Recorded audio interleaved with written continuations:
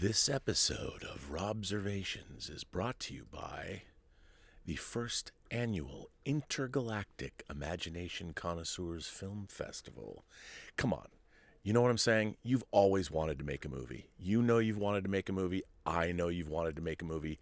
Everybody knows you've wanted to make a movie. And we are providing the venue. You have a little less than a month. Actually, a little more than a month.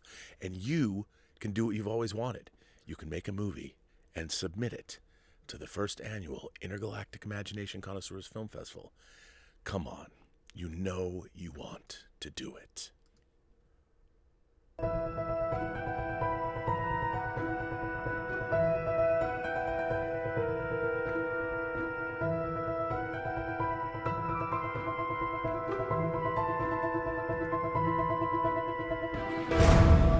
Well, greetings, Imagination Connoisseurs. Once again, it is I, your Duke of Dope Discourse, your Master of Fun and Wonder, your Viceroy of Verisimilitude, your Sommelier of Cinema, your Archbishop of Banterbury, your Chancellor of Cheerfulness, your Pharaoh of Physical Media, and, of course, your existential Mr. Rogers, Robert Meyer Burnett. And I am robcasting at you. You Imagination Connoisseurs, you members of this, the Post-Geek Singularity community. How are you today? I don't really have much to talk about right off the top here.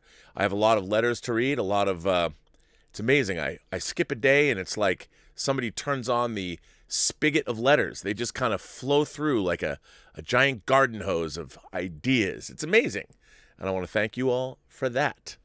Well, I think I'm just going to jump into it. As everyone knows, Borat 2, the subsequent movie film from Kazakhstan, dropped on Amazon over last week, Friday officially, and it was a smash-ola hit. I didn't realize how much of a smash hit it was. And what does that mean for the industry? As you know, as somebody who watches the entertainment industry, I'm fascinated by that. It's very exciting. So there's an article that just dropped. I wanted to jump into that article. But before I did, where'd it go? You want to see something really cool? So the 4K, I don't know if they'll show up. The 4K of Daughters of Darkness, you can't really say, oh, hang on. Well, it doesn't really show up. Okay. This was a really expensive piece of physical media. I don't know why it was so expensive. Blue Underground. Come on, Bill Lustig. But it's got a really cool 3D cover on it. You can't really see how cool it is, but it does. Just in time for Halloween. So thanks for that, Blue Underground. I appreciate it. I appreciate it immensely. So this article, which dropped on Deadline, let me show it to you. It was mostly about Judith Dim Evans' Holocaust testimony outtake, but that's just a little bit of the story. How Sacha Baron Cohen's sequel went from Universal Theatrical to Amazon Prime's first zeitgeist-capturing film in an $80 million deal. This woman who I loved her, by the way. I loved her in the movie. This is kind of interesting. By the way, this is a Michael Fleming article. It posted at 12:32 this afternoon. When the estate of Judith Dim Evans filed a lawsuit charging that a Holocaust survivor was an unwitting participant in a satire making light of the Holocaust, no one was more surprised than Sacha Baron Cohen. Watch Evans' testimonial in an outtake from the film in which she gently gave her testimonial to his doltish, anti-Semite Borat character. The whole thing moved him enough that Baron Cohen, who is Jewish and whose undercover films expose racism and especially anti-Semitism, that he had his colleagues go back to the synagogue and tell Evans and her friends specifically what he was doing with the film so they would be okay with it. The lawsuit against Amazon was dismissed this week. Baron Cohen had already dedicated the film to her memory, helped the family establish a website about her, and is still working with Amazon to put Evans' full testimony on the site as a companion accessory to the film. The synagogue visit was important, I'm told, as Baron Cohen planned to hold Facebook and Twitter accountable for continuing to allow sites that spread Holocaust denial propaganda. That proved unnecessary when both social media platforms did an about-face and banned such websites just before the film premiered last Friday. Here's the thing about you Holocaust deniers out there. The Nazis did an incredibly impeccable job of detailing, well, what we would call now their horrible misdeeds. If anyone's been to the Holocaust Museum in Los Angeles here, which I highly recommend, the details were so extensive that you can actually follow the progress of one of the many Jews whose lives were destroyed and follow them in the museum to where they wound up. It was all meticulously detailed. The places, most of them still exist. So, Holocaust denying, not a good look. It happened. Anyway, this is a really interesting story. As for how well Borat's subsequent movie film did, industry sources tell Deadline that the picture opened bigger than any film ever on Amazon Prime. But despite Amazon's tens of millions of watchers' claim, the lack of transparency on viewing figures from streaming sites in general makes it impossible to get specific or even check that boast. What's inarguable? Borat's subsequent movie film got more headlines than any movie in recent memory and is the rare streaming original film to actually capture a position in the zeitgeist, usually reserved for TV shows. Its Google searches over the past week rival Star Wars. That's because of proximity to the elections, the well-publicized gripes from President Trump and his lawyer and unwitting film participant Rudy Giuliani, and Amazon's generous P&A spend. That P&A is prints and advertising, but there's no prints obviously, but it's still an industry term. It puts Amazon Studios on the map in a big way, and the streamer spent a tidy sum for that opportunity. Multiple sources said that Amazon paid around $80 million plus marketing for a film that was shot by Universal Pictures in the negative pickup deal formula, under which Baron Cohen shoots all of his undercover movies, which gives him complete control. So what that means is a negative pickup deal is when a studio picks up a movie that's already being made by someone else. So the movie's been made, and then Universal gives it a negative pickup deal. Sometime during the summer, Baron Cohen came to the studio with his wish that the film come out in the weeks before the election. Theatrical box office was so murky at that moment, and Universal was still at odds with theater chains over its Trolls PVOD deal. Baron Cohen wanted the film to be seen by the widest possible audience, so a streaming release instead of a PVOD that required a separate transaction seemed the best option. So the studio let Sacha Baron Cohen take it to streamers, and a scrum ensued. I'm told the deal took a while and streamers saw different versions because Baron Cohen was shooting right through that time. This is craziness. In a moment when few films were in production because of the pandemic. Deadline broke news of the Amazon deal on September 29th, but it is possible that the virtual handshake between Amazon Studios chief Jennifer Salke and Baron Cohen was done weeks before. It has proven a good fit for both, even if Amazon is sticking to its policy and not being transparent about viewing numbers that would validate an exceptional opening weekend. The deal allowed Universal to be repaid for its outlay and for Baron Cohen to be compensated in a manner he would have had Universal release the film theatrically if he would have had Universal release the film theatrically in this election corridor if the whole world hadn't been turned upside down into a pandemic. And apparently the deal was worth $80 million. Why am I interested so much in this? We are seeing the future of the entertainment business, especially Hollywood, being forged here.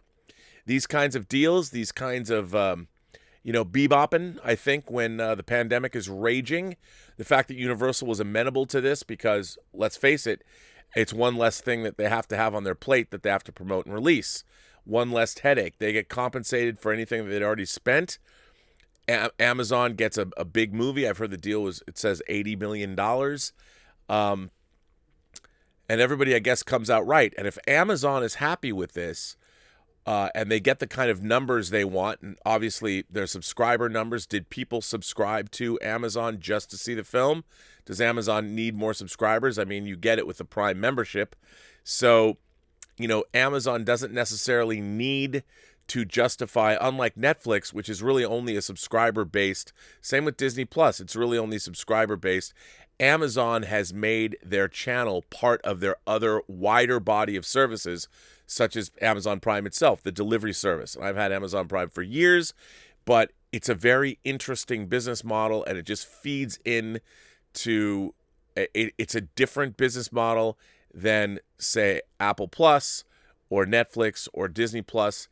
And I think it's a good thing. I think what's going to happen is what this is going to do is bring back sort of the mid-range Hollywood movie. You know, you can make movies and they can get, with depending on the attachments, you can probably, there's going to be a lot of people making, I think, a lot more interesting movies. I mean, Amazon Studios released beautiful films like Manchester by the Sea, not exactly Kenneth Lonergan's last film, not exactly a movie that burned up the charts, but still they were able to finance it. But something like Borat, which is basically made in secret, I think it's a really good thing that Amazon made this deal happen. They moved very quickly. So did Universal, so kudos to them. And Universal, I'm sure, was really happy to not have to deal with these new business models. So there you go. But I can't help but think that we are watching the future of the entertainment business being forged before our eyes. It's a whole new world. Clearly, COVID is not going anywhere anytime soon. They just announced today that movie theaters are going to be closing. I reported 2 days ago they closed in Italy. They are closing back up in Germany. Sorry, Dieter. Hey, you know, we still have a raging pandemic. And people are getting it, and cases are skyrocketing all over the world, including here in the United States. And I think it's funny. I mean, now people are equivocating. They're like, well, not as many people died as we once thought. That's true, but lots of people are still dying. I mean, it depends. Unless you're one of the people who've died, it's easy to say one of those things. I mean, it's not good. It's not good. But we're watching the world change right before our eyes, and Hollywood is no exception. So very, very interesting to see where this is going to go. And if Amazon was pleased by this, it'll be interesting to see if more films are going to get made under this, more negative pickups, more films that aren't studio movies. I mean, they're already acquiring movies at film festivals and but if you're somebody like Sacha Baron Cohen and you know that, okay, I now have a relationship with Amazon and I want to go out and make, I don't know, another Bruno movie. They're probably going to be right there on your doorstep when you're making it, so you can make these things and there's less at risk, which is always a good thing. Less risk is involved. It is a good thing, and we'll see how that shakes out. I mean, every day it seems like we're getting new information about the entertainment business, about how movies are made and how movies are financed. I don't even know what to say. It's crazy. I do know what to say is that 2 days ago or yesterday, Willow sent me in some tips that I didn't get to yesterday because I saved them to get to them today. Willow says, would you happen to remember the Angel episode, Billy, where a demon basically turned all of the male characters into raging misogynists because all men supposedly have some innate, latent misogyny? I loved the episode when I watched it, but I can't help but wonder if people nowadays are going to call it a feminist agenda and anti-man. The former charge is 100% true. The latter, I'm not sure about. What do you tell a woman with two black eyes? Nothing you haven't already told her twice. Is that a line in the movie? Yeah, I could see that. Well, that's, I think the best way to examine issues of misandry or misogyny is, again, Rod Serling knew this, Gene Roddenberry knew this, is when you're couching these difficult issues in a science fiction, fantasy, or horror context, people are more apt to listen to you. They're more often. I've been talking on the last 2.5 hours. They're more apt to open their minds and listen to things and consider them because they don't feel like they're being preached to. They don't get their ire up going, I don't need to listen to you, because they're watching this within the context of in the case of Angel, a horror show, an ensemble horror. What would you call it? Not horror dramedy, Angel, I guess. Of course, Angel was a Buffy spinoff. I like both shows very much, but I don't remember the actual. I watched Buffy like once all the way through. I watched it when it aired, and I didn't go back. I didn't pick up that new horrible Blu-ray set's just a god-awful abomination. So I've never gone back and rewatched the series, although I would want to. I would want to. So yeah, I think that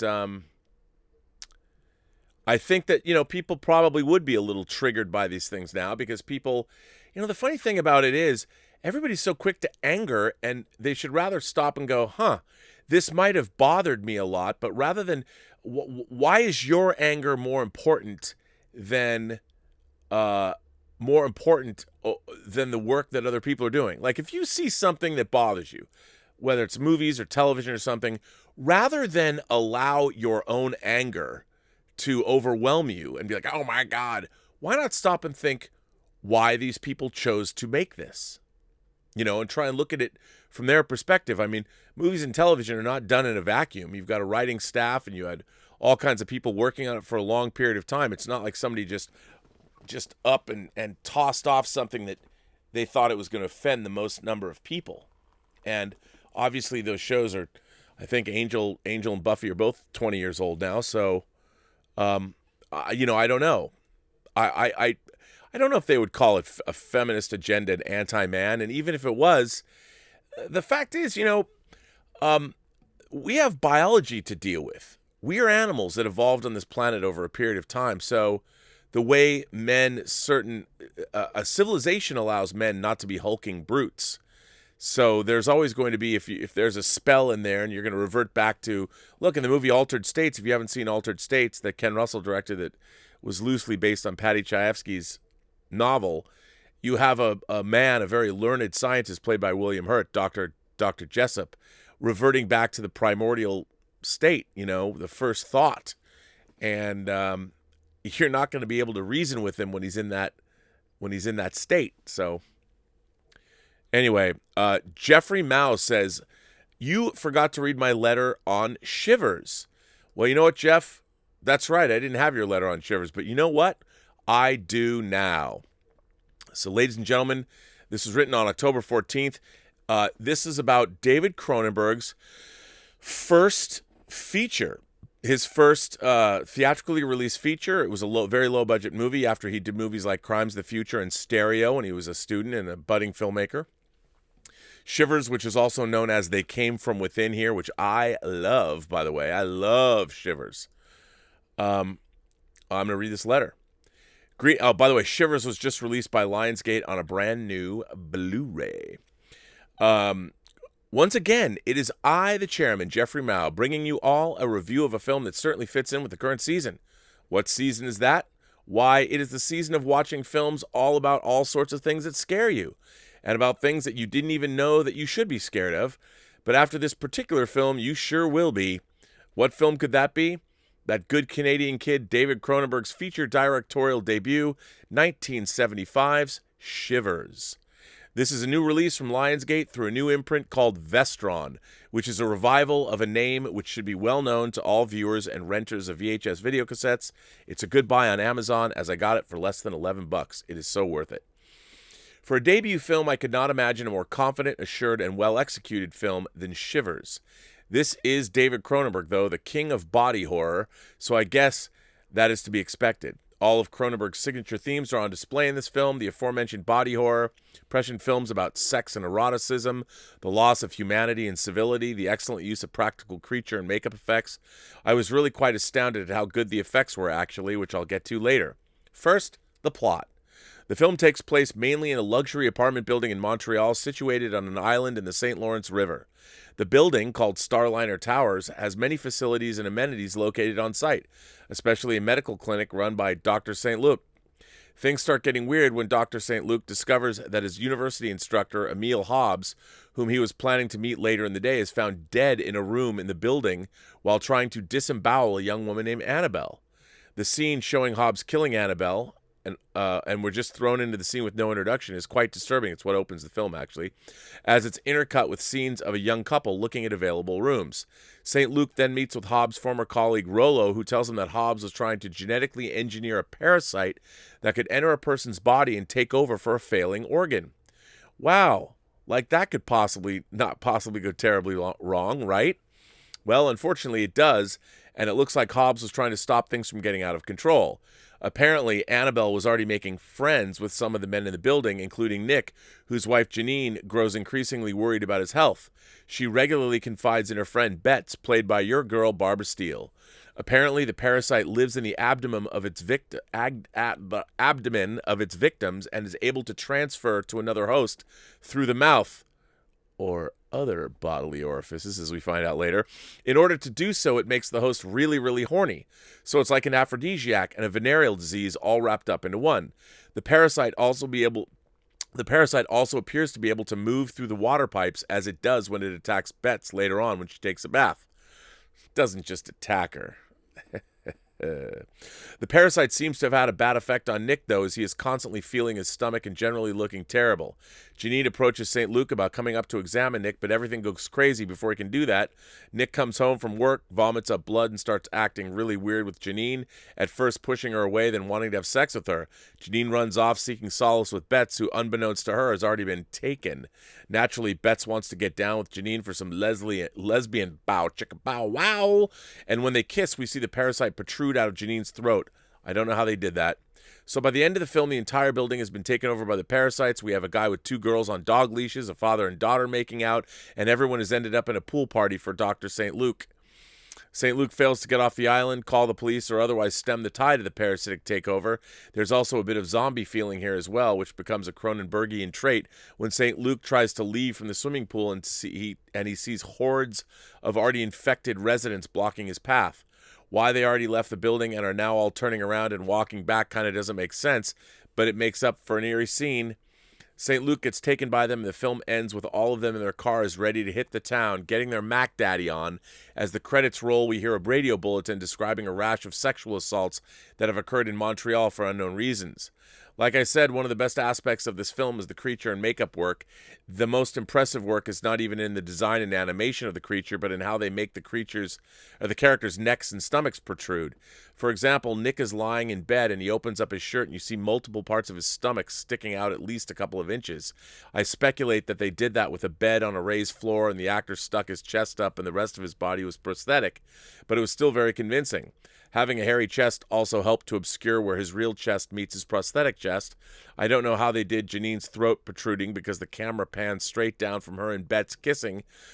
To that, I'm so mystified. But you know what? That's just a testament to how good the effects work can be if you can't figure out how it was done.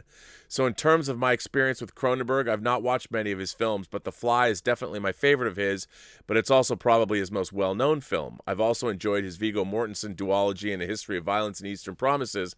After watching Shivers, I'll probably look into exploring his earlier work like Scanners and Rabid, starring Marilyn Chambers, Videodrome, and The Dead Zone. His most recent set of films after Eastern Promises, A Dangerous Method, Cosmopolis, and Maps to the Stars, have not seemed very Cronenbergian, and it has been 6 years since the last one, so hopefully he has something left in the tank at 77 years of age, and we've not seen the last of his work. Once again, I am your humble chairman, and thank you for reading. Well, Jeffrey Mal, let me tell you, I am a David Cronenberg disciple. He's one of my favorite directors, and in terms of his view of horror, he's, bar none, his early work that all deals with body horror, They Came From Within, was it knocked me out. I first saw They Came From Within. It was on a double bill at the drive-in with Motel Hell, and I had not seen a David Cronenberg movie before. And They Came From Within, aka Shivers. The frank sexuality of it, the creature effects, which are crazy, the fact that it was pretty damn unflinching in terms of its gore, but it was done very, very seriously. And the idea of this unchecked parasite, and the parasite we're talking, it looks like, I'll say it, they look like penises that are crawling and moving, and they're pretty disturbing.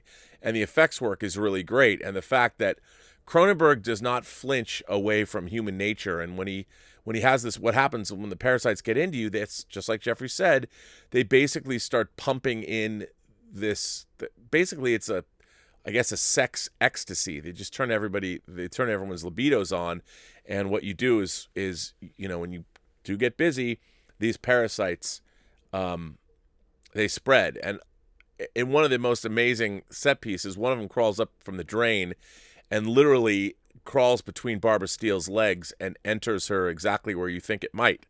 And it's like, wow. I mean, this is incredible. And it's very low budget, but it does have an incredible science fiction angle. It does have an incredible mad scientist angle. And it really is, my hair is stuck in my ear. It really is a movie that that it's incredible. And if you haven't seen it, yes, it's very low budget, but it's like nothing you've ever seen. I mean, it is one of my favorite low budget horror films. It's really disturbing, and it's really good. So yeah. Here's a quick one. Anand Gonzalez, I think it's Anand Gonzalez. Hi, Rob. I'll make it a quick one. In Star Trek Discovery Season 3, Episode 2, the guy shoveling Leland's remains into a biohazard container says his name is Gene. Tig Notaro's character then makes some quip about having already forgotten who he is. After a few moments, I felt angry. This looks like a shot at Gene Roddenberry, which it was. I think the writers are disrespectful enough of Star Trek's legacy to pull something like this. However, if Discovery overall is an indication, they also seem thoughtless. Maybe it was a coincidence. I doubt it.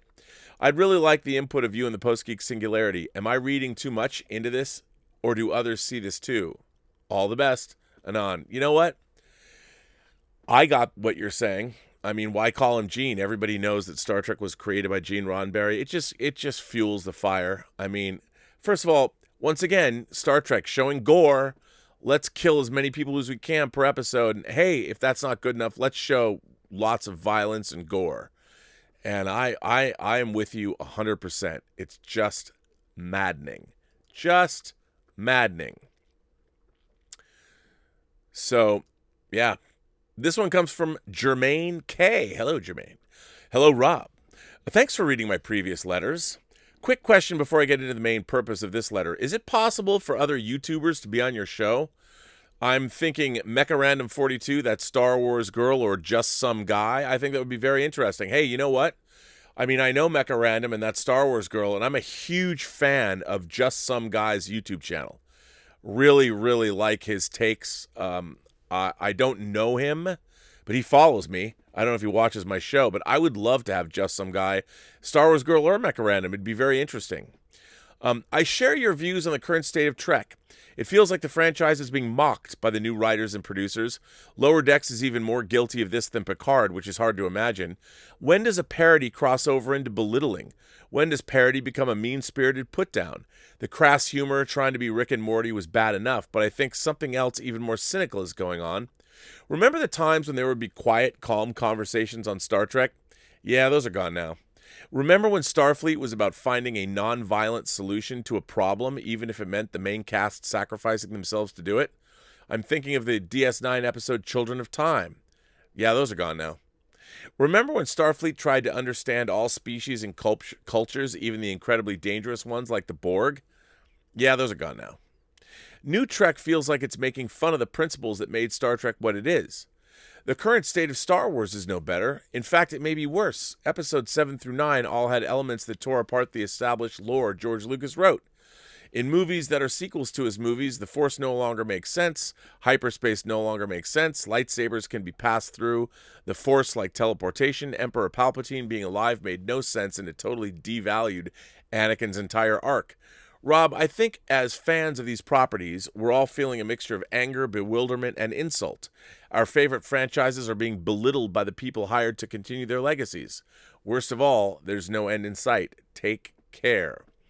Well, thank you very much, Jermaine. I mean, look, I agree with you. And as I've said a million times on this show, you know, these franchises are no longer driven by creative concerns. They're driven by the concerns of what the parent companies need from them. And in the case of Star Wars and Star Trek, they have to appeal to the lowest common denominator. We have to get those new fans. The old fans are going to show up anyway. So they're constantly trying to reinvent these things and make them for the new generation. What is not understood is these classical stories are supposed to appeal to every generation, not just today's generation. And by trying to appeal to the style and what's going on of today, Star Wars was aping a style from Kurosawa that was decades earlier than Star Wars itself. Star Trek was being very universal. Now Star Trek is trying to be, well, very much of today, rather than tell classic stories that'll still endure 50 years from now. They're like, no, let's do something that's aesthetically pleasing to us now, rather than try and live in the established universe that was already created. But anyway, there you go. Let me see what you guys are saying. If I can go back up to where I was, let's hear. Willow has another letter. Willow says, I don't know if you've already mentioned this, but have you seen Borat 2? I did. I cracked up when he entered a synagogue disguised as a typical Jew, but then I remembered just earlier on he had a discussion with a real American doctor about Jewish noses. Yes, but Sacha Baron Cohen, a Jew himself, like this article that I read, he is always going after anti-Semitism in its myriad forms, and I think that it's not something that's unexpected by him. But yeah, I think that he set that up because he had the conversation with the doctor, so people would understand just how outlandish what he was doing really was. Journey's End says, I thought you'd appreciate I had my bachelor party this weekend over Zoom, and my best man hired a stripper to ask Star Trek trivia and only take her clothes off when we got the answers right. I love your friend. Tell him that is amazing. How far did you get her? Did she stump you? I'd be curious. Phage Lives sends in a super chat. Rob, $80 million is utter chump change for Amazon. They already made $50 billion and peak season hasn't even started yet. Well, look, I understand, but you say that, but Amazon also has an unbelievably huge amount of overhead. So everything is relative. It all really just depends. I mean, I know what you're saying, but it's not like $80 million is chump change for anybody. So, especially in the movie business. Ross Gecko sends in a super chat and says, Amazon made a great coming-of-age movie back in August called Chemical Hearts. I heard that. Surprised me how moving it was. I really enjoyed The Vast of Night, which was an indie sci-fi flick they put out. I've seen The Vast of Night, which I you know what? I liked it, but I wanted to love it more. I really did. I wanted to love it more, and I didn't. Mr. Tickle Trunk sends in a super chat. Well, Mr. Tickle Trunk, thank you very much. I very much appreciate your super chat. Thank you so much for that. I don't know if it's Manuel or Manuel. Shapers here. Dear Rob. Oh, Willow's going to love this. Hashtag Justice for Tuvix. Greetings from Germany to you in the Post-Geek Singularity. I hope you're feeling fantastic.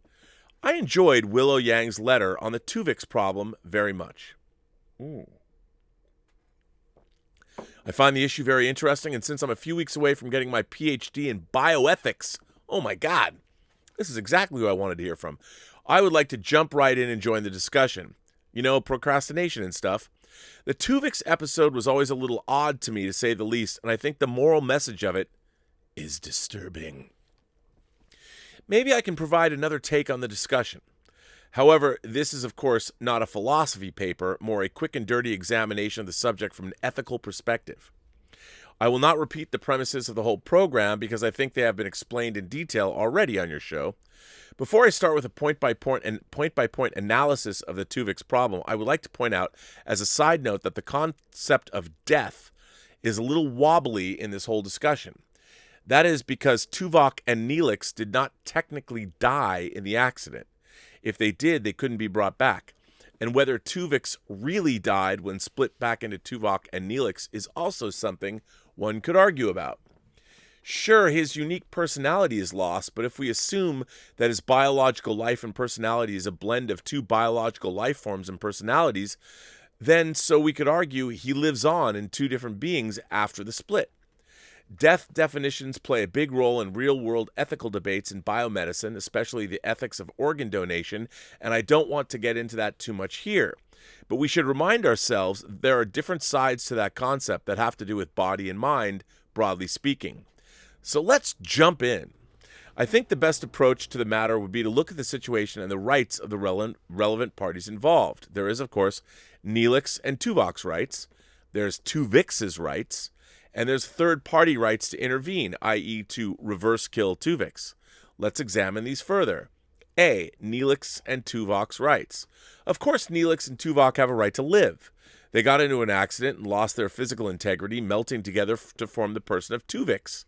The accident part is relevant, in my opinion, when we talk about the rights of third parties later.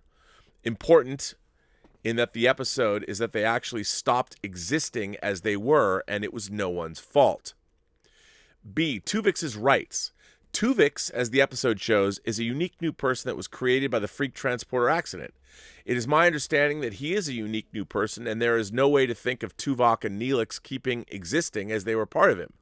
It's not like the little boys in a coat stacked on top of each other passing as Vincent in BoJack Horseman. Neelix and Tuvok have melted into one, and they were not sticked together and had a new physical shell put around them in which they are two separate components. That is also relevant when I get to the point of third parties intervening. As a person, regardless of how he came into the world, Tuvix has a right to live, and he has a right to refuse to participate even in the attempts of bringing Neelix and Tuvok back, insofar as they affect his physical integrity. He has his own personal autonomy. Third-party rights to intervene and reverse the accident / quote-unquote kill Tuvix. As pointed out above, Neelix and Tuvix stopped existing. However, the episode handles the situation as if they were still in their original However, the episode handles the situation as if they were still their original separate entities contained in another new one. If it was like this, one could argue that third parties have a moral duty to help them get their lives and individual existences back, assuming that is what they want. On another side note, there's no evidence shown in the episode that Neelix or Tuvok are in any way, shape, or form trapped inside Tuvix and want to get out. At least I don't remember anything like that. However, even if that was the case, if reversing the effects of the transporter accident means to end Tuvix's existence, this option is a no-go. Tuvix is a person. However unlikely and unconventional in his origins, and as irritating and disruptive his occurrence within the social sphere and relationships is. Janeway had no right in that episode to just end Tuvix's existence. I think that was a violation of his human rights, for lack of a better term, especially his right to live and his autonomy as a person. Also, no matter what they tell us in the episode, the results of the reversing procedure are not certain. So there's a significant risk of losing not only Tuvix, but Neelix and Tuvok too. Just picture the situation in your mind. If that separation hadn't been worked out in the end, they would have killed Tuvix for nothing. The episode handled the issue from a somewhat classical utilitarian perspective. The problem with utilitarian takes on matters like these is that they tend to be impersonal and abstract, not taking into account the actual perspectives of the persons involved. That's true. Of course, the characters were shown as having some mixed feelings and bellyaches when they forced Tuvix on the transporter pad, but overall this episode suggested that the two persons who went into the existence of Tuvix are more important. I have more value than they one become, as if they all agreed Tuvix must die, and I think that was a mistake. What's the lesson here? A simple 2 lives are worth more than one? I think they treated a person as disposable, but isn't every life precious? Sure, the old Star Trek credo of the needs of the many lead to that thought, but I think it's horribly misunderstood. That concept is about voluntary sacrifice for the greater good, and that is entirely a different thing because it respects people's autonomy. All of this sort comes down to the good old trolley problem, where you have to pull a lever redirecting a speed train that is about to hit and kill 10 people tied to the railroad tracks. But if you redirect, it hits another person, causing it to die. In the classic trolley problem, people tend to sacrifice one person to save many others. The needs and well-being of the needs and the well-being of the many outweigh the needs and well-being of the few. What's there to even think about? But the preference often changes when you make the following detail part of the experiment. The person to be sacrificed is you. Suddenly it's not so easy anymore to decide who lives and who dies. When the person to be sacrificed is you, you quickly realize that the moral equation is not complete when it doesn't take into account your personal perspective. Why is it your problem that those other 10 people are tied to the tracks? Why should you be the one losing the right to live on? Who qualified you to make such decisions standing by the lever, and why? You should at least be hard and, given your reasons, could accept, and you certainly would have the right to refuse to sacrifice yourself. This was a long letter. I hope you enjoyed it as much as I enjoyed your show. Thanks for reading. Until next time, Manuel. Great letter. First of all, thanks for writing that in again. Again, it's the kind of thing where, you have to ponder the reality of the situation and where we're all going. That's a tough one. That is a tough one. I don't know the answer. I really don't know the answer, and it's a tough one. My whole thing about it is, while I see Tuvix, if I had to pick, you've got Neelix and Tuvok, and if you could redo that accident, I would give up Tuvix as well, because, Tuvok and Neelix, I think, deserve their lives back. Tuvix has only been around for seconds, and he is kind of unnatural.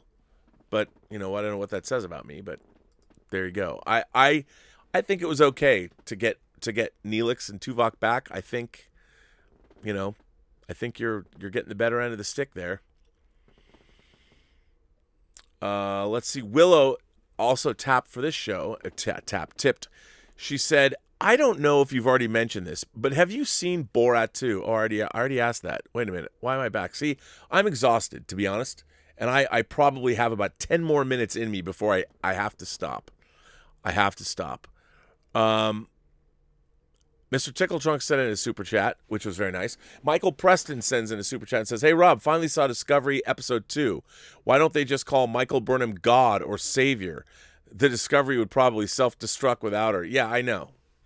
It's frustrating. It's really frustrating.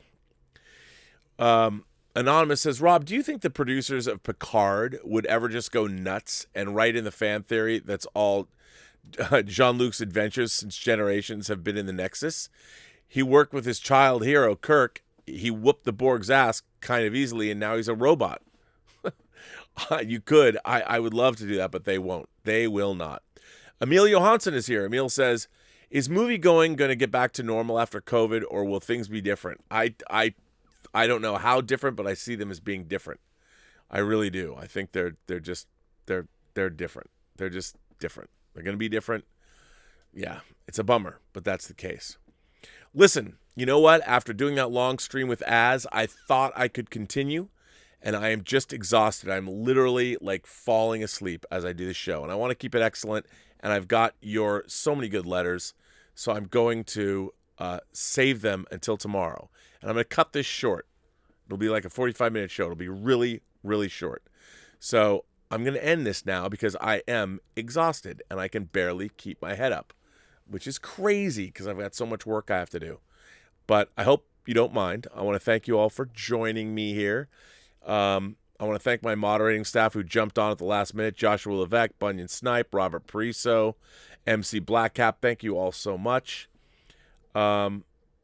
Mark C writes in and says, Mark C says, "If Willow takes issue with the Angel episode, she should see the 90s The Man Show starring the hypocrite known as Jimmy Kimmel. Yeah, The Man Show was pretty brutal." Yeah, it wasn't good. Emil Johansson says, "What if the trolley hitting one person hits a baby or a big politician and the 10 people are criminals? It's still good to choose the bigger number." Oh, I don't know. I mean, it's, you can equivocate till the cows come home. That is definitely a tough one. Yeah, I don't know. I mean, if you hit the killing of anybody is a bad thing, and I don't necessarily think that it depends what the politician is doing. Maybe the politician's totally on the up and up. Yeah, I don't know. I'd prefer not to kill anybody. But that's just me. All right, so listen, I want to thank you all for my moderating staff. Thank you all for being here. I'm sorry this is a short show. I'm going to be back tomorrow. I'm not on the John Campy show. I've got nothing else to do. And tomorrow's going to be an extra long show. I might even start it at 1 because I have so many letters for you to read. So I want to thank you for joining me for this short stream this afternoon. I will let my moderators go, which they're probably like breathing a sigh of relief. But yeah, I've got to like lay my head down. I need a siesta. The Bobster needs a little sleep time, I think, because I am really having a hard time focusing. I don't know if you can tell, but it's true. So anyway, got more films to look out at. Did you watch Art Block? A new film from the film festival went up today. I really liked it, actually. And there's going to be more this week, so I hope to get another one up to you tomorrow. So keep on a lookout for more entries for the first Intergalactic Imagination Connoisseurs Film Festival, which will be good. And so I end this short stream. I hope you don't get too bothered by the fact this short stream is short. But it's been fun. It's always fun. So thank you all very much. And remember, every person you meet has a story to tell that you have yet to hear. And all you have to do is listen. And with that, I say, Have a better day. And I will see you tomorrow for a long show. It'll be a long show tomorrow. Thanks a lot.